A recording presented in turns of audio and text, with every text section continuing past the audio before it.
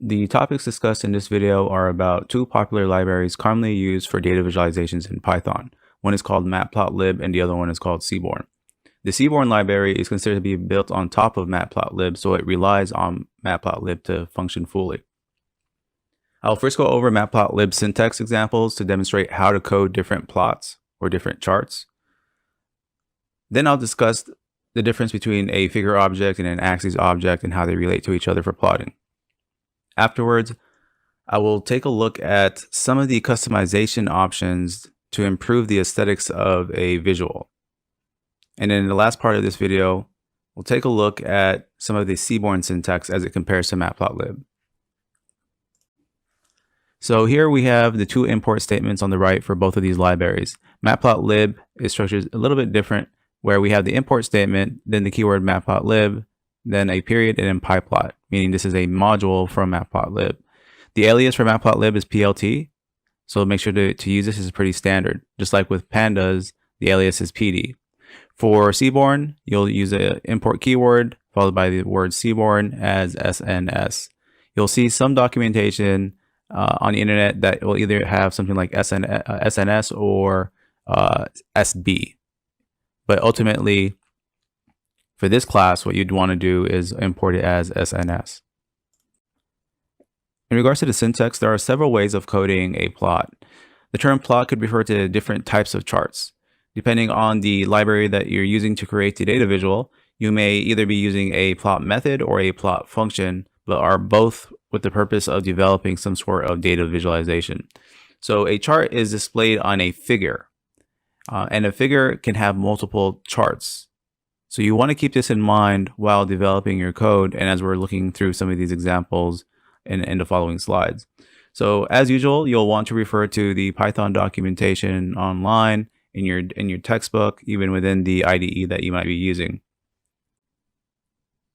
Reviewing documentation from Matplotlib could be a little bit of a frustrating process because of the different ways to plot and how large the library is. But there are websites out there to provide you with some guidance, and hopefully this video as well. The slides that follow will highlight some of the different coding styles so that you're aware of what kind of demonstrations or illustrations are being shown when you're reviewing documentation. We'll still need other libraries such as pandas to load the data into a data frame and use that data frame for plotting purposes.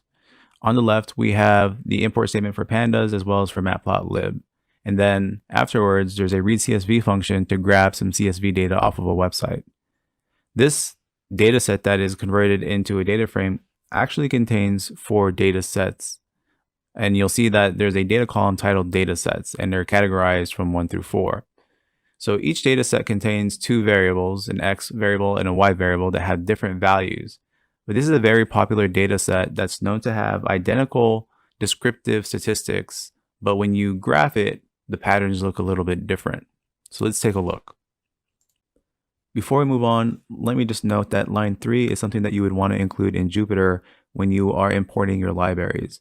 So this is the %sci matplotlib inline code. Allows you to view whatever sort of data visualization within Jupyter without having to open up a different dialog box. Here are the results of the descriptive statistics when the group by method is used on a data frame. The measures of central tendency, such as the mean and median, and the measures of dispersion, such as the variance and the standard deviation, are nearly identical. Before creating graphs for each of the 4 data sets within this data frame, we need to subset each one of the data sets within the data frame to its own variable. On the left is the subset data frame that was shown in the previous slide, and on the right is the Matplotlib syntax and its chart. Focusing on an illustration, there are 2 lines of code. The first line of code uses the plot function from Matplotlib. So we have plt.plot and then followed by the arguments. This is a function, not a method.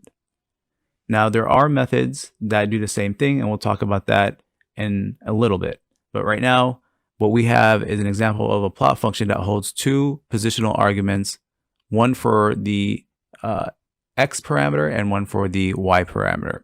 And the arguments that are being passed are 2 columns from the df_1 data frame. By default, when you use the .plot function, it will display a line chart. but this could be changed by using a different type of function. Here's an example of using the scatter function on that same subset. Now, these two lines alone are not sufficient for a formal presentation. There are axis labels and chart titles and tick adjustments that would be needed, and that's something that we'll be talking about in a little bit. It's important for you to understand the structure of plotting a chart within Matplotlib. Not understanding this will complicate things when it comes down to what syntax you would need to use. So you need to have a figure object and an axis object, and we'll talk more about this in the following slides. A figure object has at least one axis object, as shown on the left-hand side.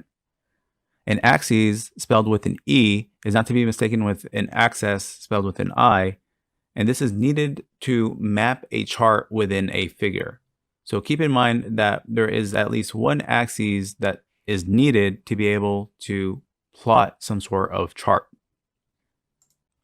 Depending on the approach that you take in creating a data visual, you may have to explicitly create an axis object, but there is an approach where you do not need to do that, and it's taken care of when you define a figure object.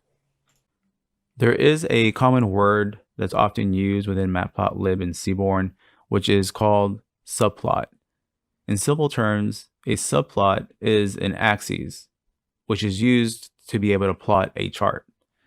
The illustration on the right demonstrates a figure with 4 subplots, or 4 axes. To add multiple subplots within a figure, you would have to first create a figure object, then create an axes object. The example on the left is an empty figure with 4 axes known as subplots. On the right are 2 generic examples of code that could be used to create a figure with 4 subplots. As I mentioned earlier, there are different ways that this could be coded, and we'll go through some of these in a minute. Continuing on with a figure that contains 4 subplots, the code on the right is one way of creating a figure object. Line 2 is a variable named fig, which is a standard way of naming a figure object, but it could be any sort of name. This figure variable will contain the plt.figure function. Once that figure object is created, then you would create the axes object as shown in line 3, where it will create the first axis. So it uses the fig object followed by a period. Then we have the add_subplot method, and then inside the parentheses we have 2, 2, 1 as 3 different arguments.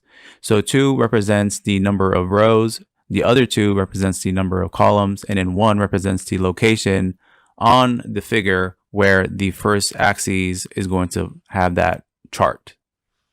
Then you do the same thing for the rest of the axes. Here's an example of a figure that has a 1 row and 2 columns structure, meaning that there will be 2 axes in the figure displayed that will be displayed side by side. For example, one axis could be a subplot that contains a line chart, while the other axis or subplot will contain a scatter plot. This would be one way to code the figure structure that was presented in the previous slide. Each time a new plot is needed, you would need to create an axes variable and assign it to the fig.add_subplot method containing arguments. Now, here is just an example where we have 1 row and 2 columns. If we had to include any additional rows, for example, then we would have to make adjustments to that first argument for all of the axes that will be plotted within one figure. We'll take a look at an example of this. Using the 4 data sets within that one data frame shown earlier that have similar descriptive statistics, what we could do is create a subset for each one of the data sets into their own data frames. And this is demonstrated in lines 1 through 5. Then the next chunk of code, represented in lines 7 through 12, is where you would create the figure object, which is in line 8, and then all the different axes objects shown in lines 9 through 12. Focusing particularly on line 9, the very first axis is being assigned fig.add_subplots, and then we have the arguments 2, 2, 1, meaning that we're going to have a figure that will hold 2 rows and 2 columns of different data visuals. The last argument, number 1, means this axis 1 variable will be stored in the first location of the figure. Then we have the rest of these axes, shown in lines 10, 11, and 12. The last chunk of code is where you would plot the information in each location. So focusing on line 15, the first axis object that was created that comes from line 9 has a .plot method. It is no longer a .plot function because we're using an axis object followed by a period followed by the plot, which means this is a method. And then the arguments are the data frames, or I'm sorry, the data columns that are within that data frame df_1. Then we do the same thing for the rest of the axes that will be plotted in the figure. The output is shown below. This figure shows that although the descriptive statistics for each one of these subsets are similar, numerically, they do have different visual patterns. This code is a little bit more flexible and can do the same thing with less lines of code when compared to the previous example. So in line 1, we have the figure object being created, and its fig is the variable name that's holding the fig object, and it has the plt.figure, right? So this is pretty standard approach when you're creating the figure object. Line 2 is the axis object creation, where we're giving it the variable name ax, and then we have the fig object that was created in line 1, followed by a period, and then the method subplots. And this is subplots plural, not without an s, as the previous slide showed. So inside this method, we have keyword arguments. So we have in rows and in columns, whereas in subplot, it does not allow for keyword arguments. You would have to put positional arguments, so just the numbers without the name of the parameters.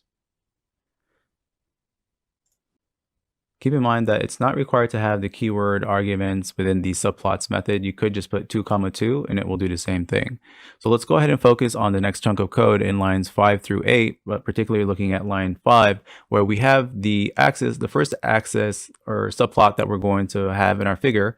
We have ax, which is our axis object, and in bracket notation 0, 0, meaning that we are going to plot the first visual in the top left portion of our figure. And on the right hand side, you'll see the figure along with the 2 by 2 where each one of the subplots will be positioned. So this will be very handy in understanding which visual you want to be plotted in the figure, right? So once you have the ax followed by the square bracket 0, 0, you'll use the .plot method, and then inside that will be the arguments of where the data, the x and y data, is stored. So the third and the last argument within the plot method is in a string, the letter lowercase o, which changes the style from a line to a dotted type of plot. So there are different styles that you could put inside that argument. Notice this is a positional argument. We don't have the keyword, but if we look into the Python documentation, we'll find exactly what that parameter name would be. So we have O as an example for that marker, but we could have other things such as a square or an X and so on. These are specific arguments that are talked about within the Python documentation. So here's a side-by-side example of the two examples previously shown. So the one on the left is what we just took a look at, and then the one on the right was what we looked at first. Now, focusing on the one on the right, let's see lines 2, 3, 4, and 5. Each one is defining an axis object individually, and it is being assigned the fig.add_subplot method. And you have to do this for every single axis that you want inside your figure. Now, on the left-hand side, there's none of that. And this is what I mean by it's a little bit more flexible. All you really need to do is in line 2 indicate the number of subplots, and then in lines 5 through 8 you'll just refer to each one of these axes using the square bracket notation. You don't have to define each axis and add a subplot method to each one like you would have to in the right hand side. Let's take a look at these two examples. So in example A, we have a figure that's going to contain a 1 by 2, meaning 1 row and 2 columns. Where in example B, we have a 2 by 1, so 2 rows and 1 column. Notice that the bracket notation is using, in example B, refers to only one number inside, which is the index position for each of the axes in that figure. Where in example A, it was using the original approach where you would have to define a subplot for each of an axis object that will be displayed in a figure. So just to be clear, this output that you see on the right hand side does not represent one figure. This represents 2 figures according to the code on the left hand side. If your script contains 2 figures to plot as shown here in lines 1 through 17, then you'll need to make sure that you call the plt.show function to display each of the figures. Now, this is usually entered as the last part of the code for that figure, as shown in line 8 and line 17. So if line 8 was removed from the script, then only example B's figure will be displayed. So to continue in understanding the different ways of plotting using Matplotlib, we'll use the tips dataset. On the left, the first 3 lines of code are the import statements for 3 different libraries. We have Pandas, Matplotlib, and Seaborn, although in this example, line 3 isn't really needed, so but we'll be using this in the coming slides. So in line 5, we have a string that represents a URL, and we're assigning it to the variable URL and using that variable inside the read CSV function in line number 6. And then we have the head method on that tips data frame so you can get an idea of what the data looks like. So we have a data set, or we have a data frame that contains several data columns, and you can see the values that are in there. So on the right hand side, we have an example of plotting a univariate type of graphical representation called a histogram. Focusing on line 2 of the syntax on the right hand side, we have a figure object being created, and it's named fig_1, and we have the plt.figure function being assigned to it. Then in line 2, we're using the hist function rather than the plot function that we've seen previously. And inside this function, we have a couple of arguments. The first one represents the data that you want to display a histogram with. So we're going to be displaying a histogram focusing only on the total bill data within the data frame that we have on the left-hand side. And then the second argument is the value 10.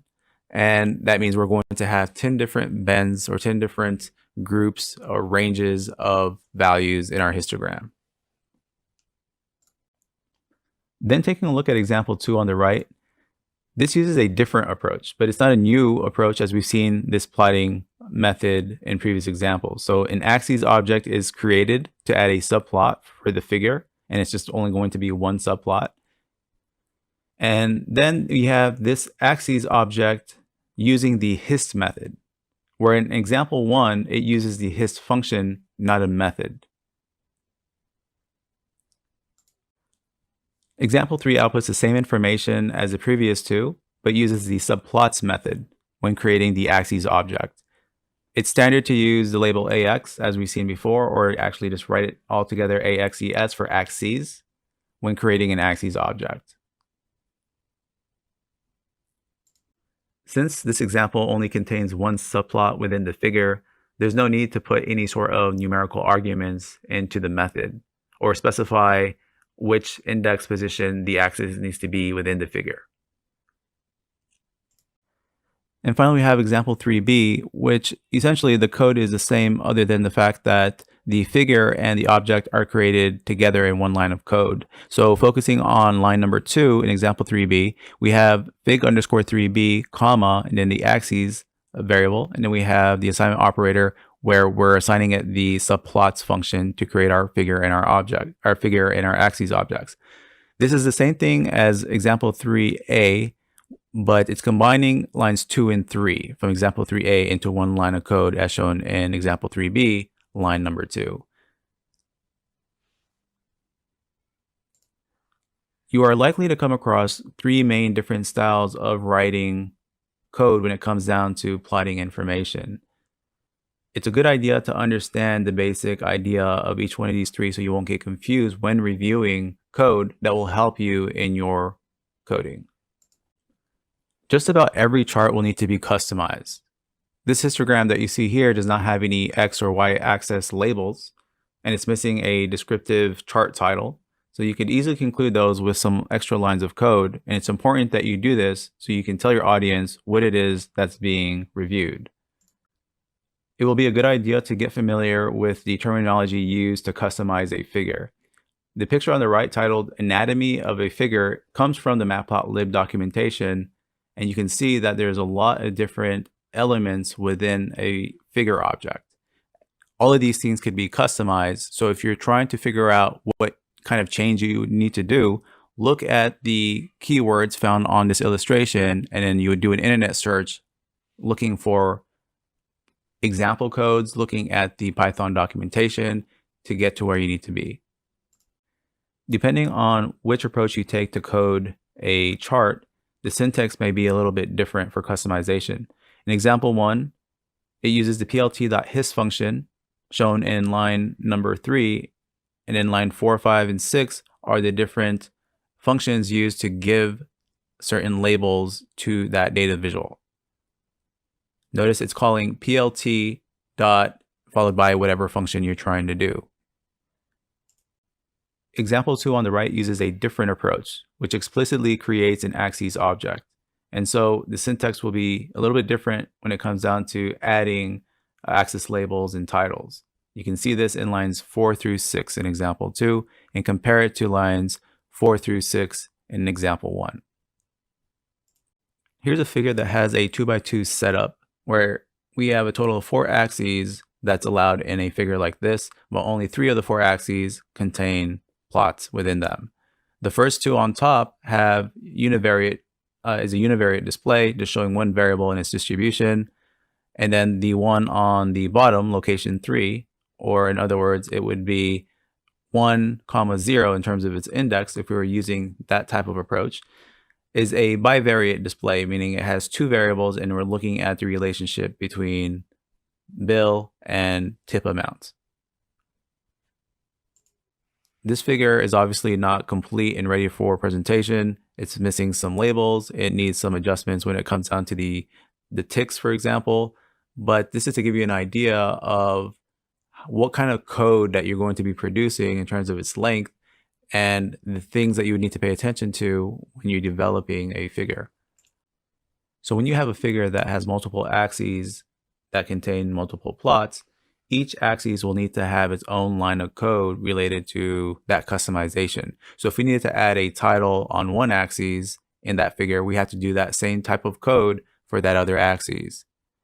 And you can see this occurring in the last few lines of each chunk of code, where you have the axis name followed by a period and then the method that you're trying to do.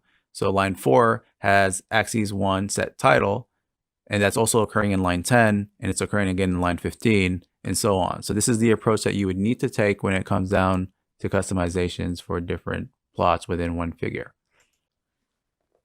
Before we move on to Seaborn, I just want to do a walkthrough with this code that we have here. So in line 2, we have a figure object being defined, so it's called fig2, and it's being assigned the plt.figure function, and that's how we create the figure object. Then we have the axes object being created, so we have the name ax for that, and it's being assigned the fig2 object created in line 2, and it's using the method .subplots, defining a 2x1 type of figure. So we're going to have 2 rows and 1 column.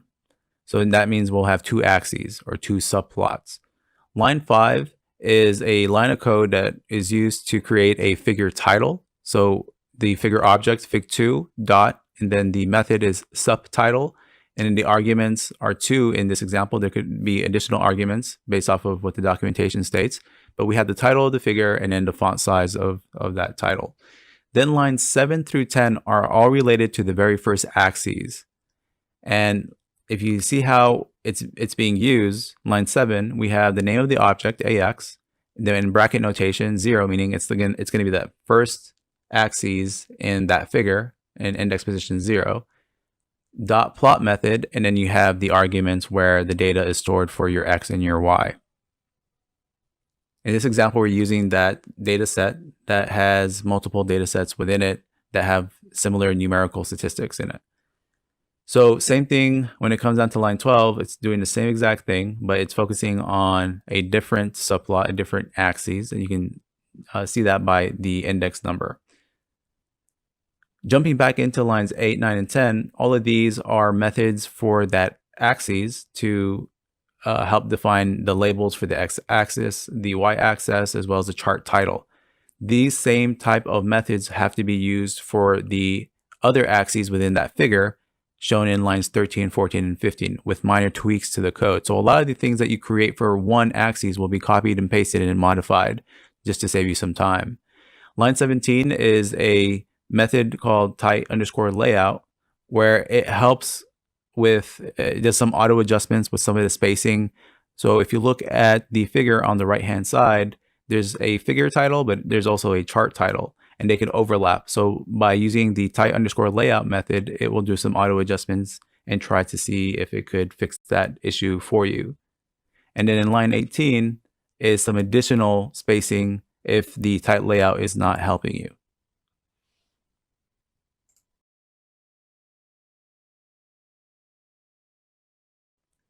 So when you use Seaborn, you're going to want to import not only the Seaborn library, but other libraries such as Matplotlib, Pandas for data, or NumPy for data, and so on. So you won't only just import Seaborn and create your visualization that way. So the typical imports are shown here on the screen.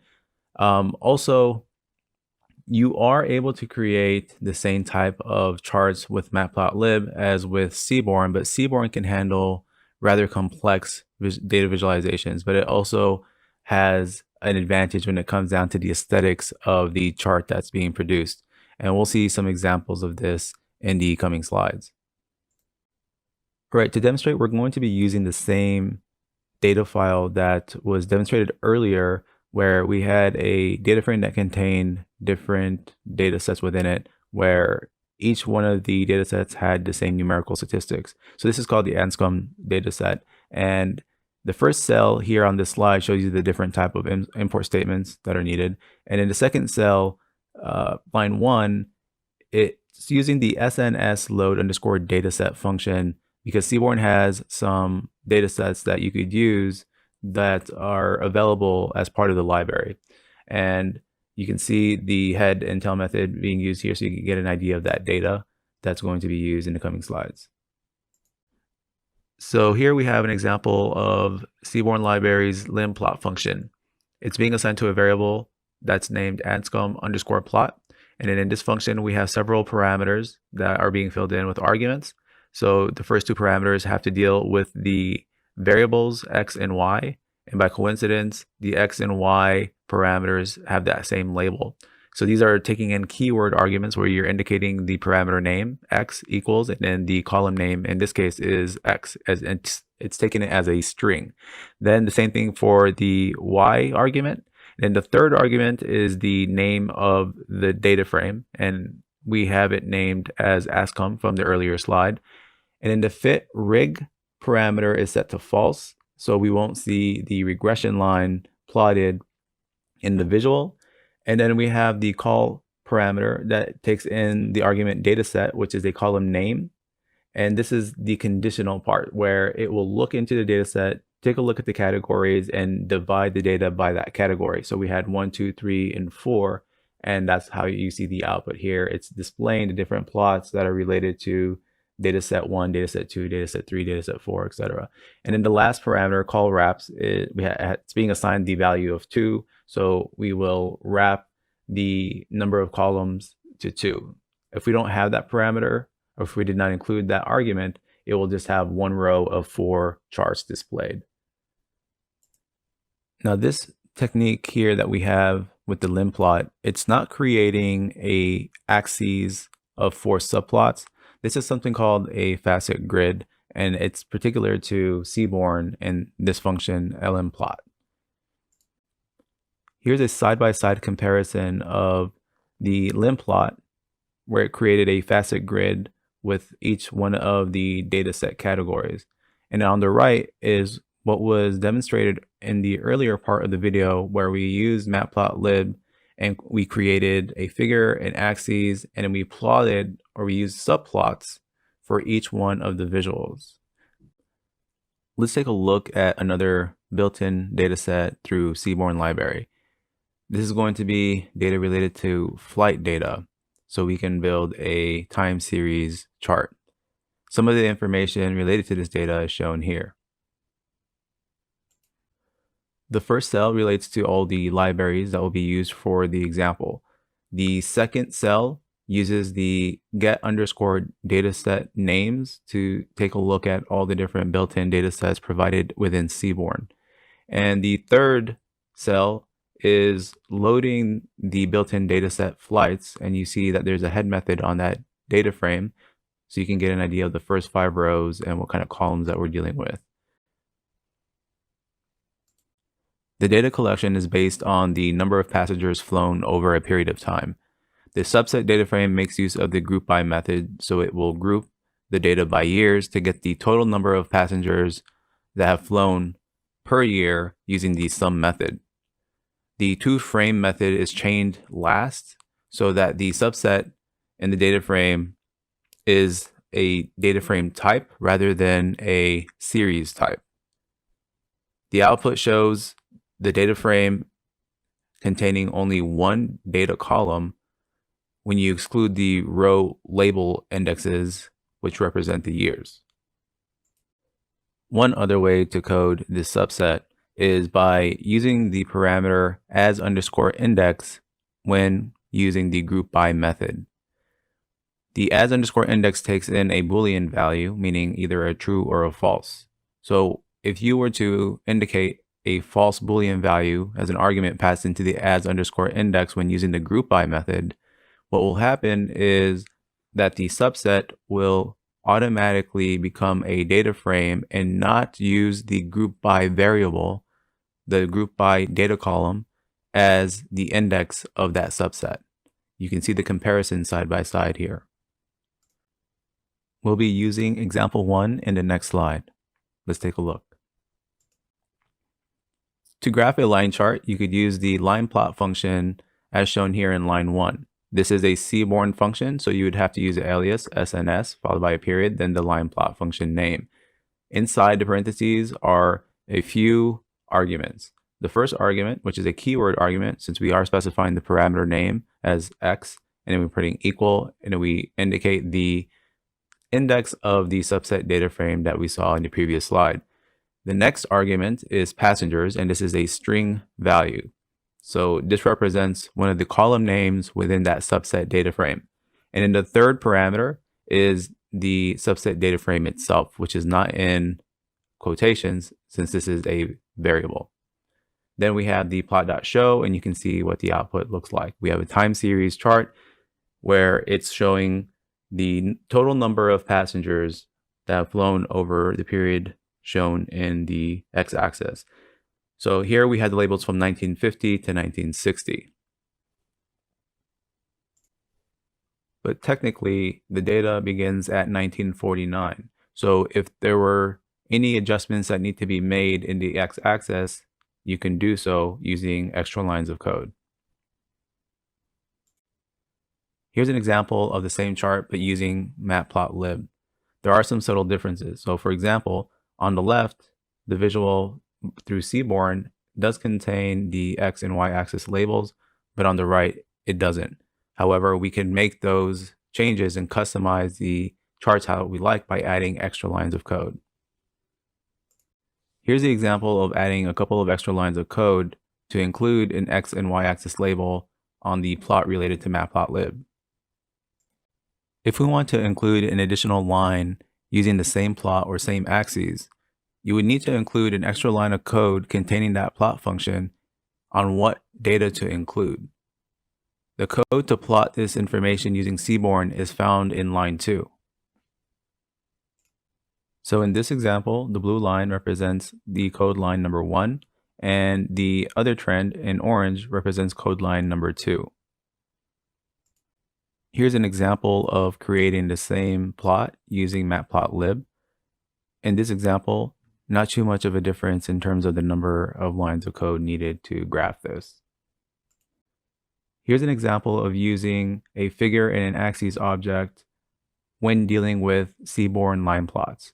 Line 1 creates the figure as well as the axis object using the plt.subplots function, indicating that there will be 2 rows in 1 column.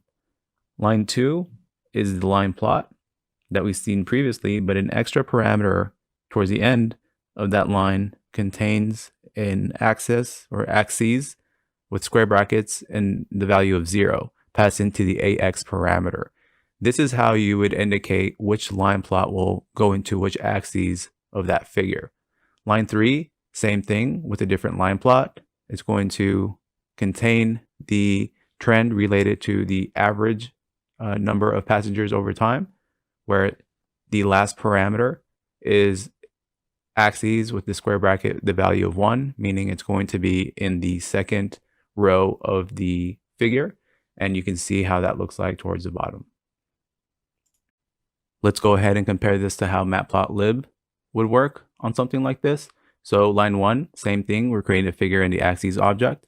Line 2 and 3 are slightly different in the sense that we're calling or we're using the axes object followed by the square brackets first, and then we follow that with the period and whatever type of plot we're trying to do. In this case, the .plot by default is going to be a line chart. So that will be the function to use, or I'm sorry, this would actually be the method to use since it is using the axes object to plot. And same thing for line number 3.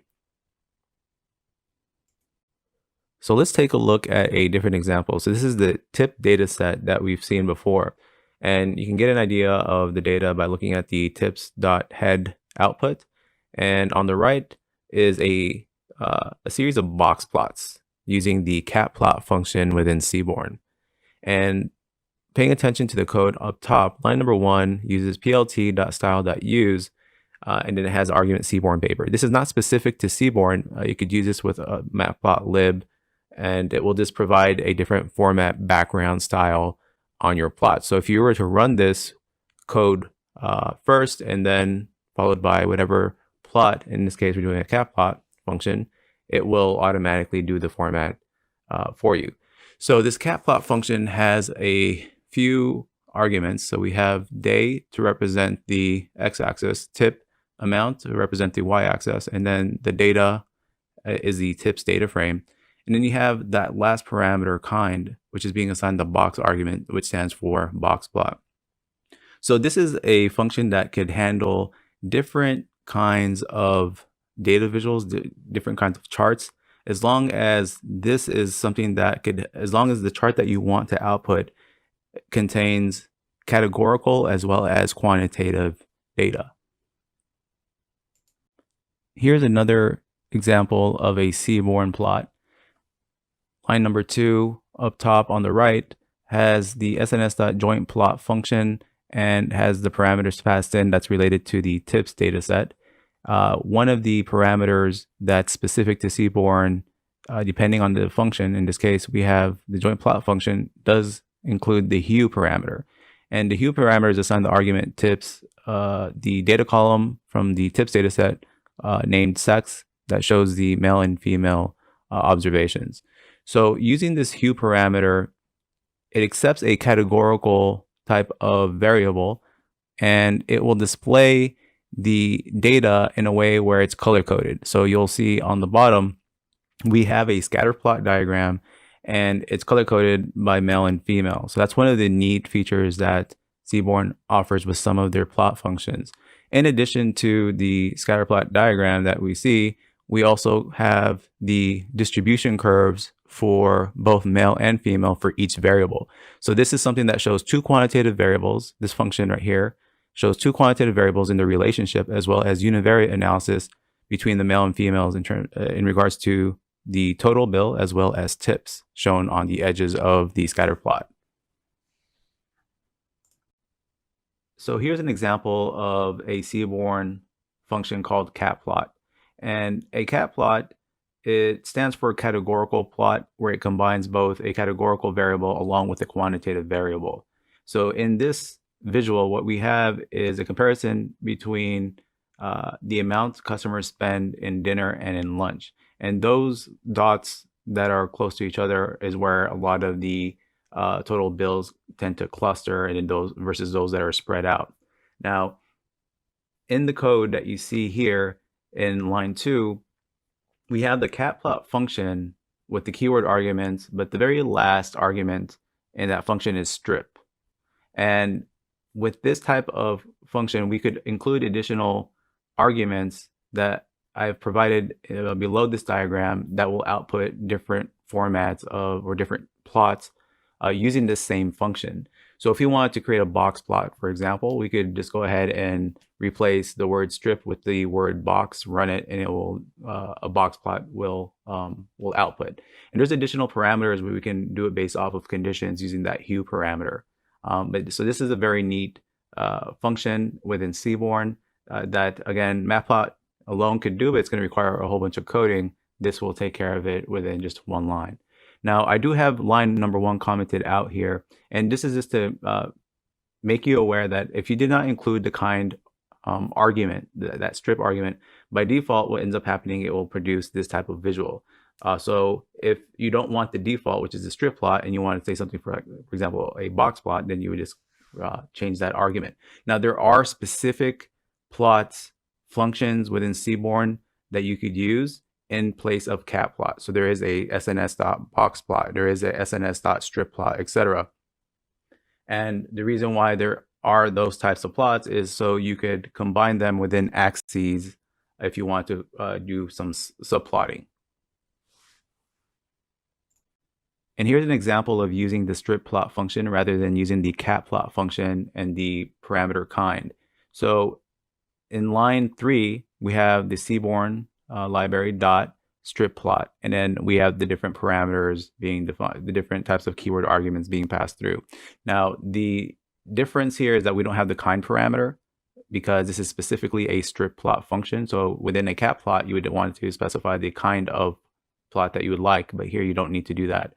There is a hue parameter here, just like there would be a hue parameter in the cat plot, but I did not demonstrate it on that slide, where we're trying to assess the bill amounts based off of a condition. So we're trying to just kind of put a color code and know which observation belongs to a male versus a female. And then we have the very last parameter in line 3, which is the axes parameter, AX. And I have it equal to AX because my object, when I defined it in line number 2, I also named it AX. So that's why you see that AX equals AX. And as a result, we have this very neat looking plot where we're trying to get an understanding of the distribution of the total bill amounts, and we're categorizing it by male and female, and we're able to assess this throughout the different days of the week. Here's an example of two histograms, one using Seaborn on the left and then the other one using Matplotlib on the right. Both are using the background style 538 indicated in line number 1. Here are two examples of histograms using the Seaborn library. They're using two different functions. So the one on the left, line number 2, is using the histplot function, where the one on the right, line number 2, is using the displot function. So depending on the internet search, if you're doing any sort of search on documentation related to histograms in Seaborn, you might come across either the histplot or the displot functions. The displot function on the right, if you were to use this, you might get a warning error saying that it's deprecated and to refer to the new way of creating a histogram, which would be the histplot. So you would still be allowed to create the histogram, but eventually the displot will not be functional over time once they do additional updates, but both can do the same thing. Here's an example of the Seaborn documentation related to displot. And there's a warning message on that webpage letting the user know that the displot function will no longer be working and to use another function and a list two functions. One that's displot without a T, displot, and the other one is histplot. And so you can go to the documentation there and see how it works, which is very similar to the displot itself. So in Seaborn, there are multiple functions that could be used to plot the same thing. And essentially, which one to use depends on what you're trying to do. For example, if you're trying to create a figure with multiple subplots, then the best approach to take would be those type of plots that you might see on the middle column. And that's because all of those plots that you see on the middle column within Seaborn have an parameter called AX for axes. So you can specify where the plot will be on the figure. Will be on axis 1, axis 2, axis 3, etc. Whereas the functions shown on the far right, they could produce the same type of visual, but it does not have an axes parameter. So that means you're limited when it comes down to producing this in a figure with multiple subplots.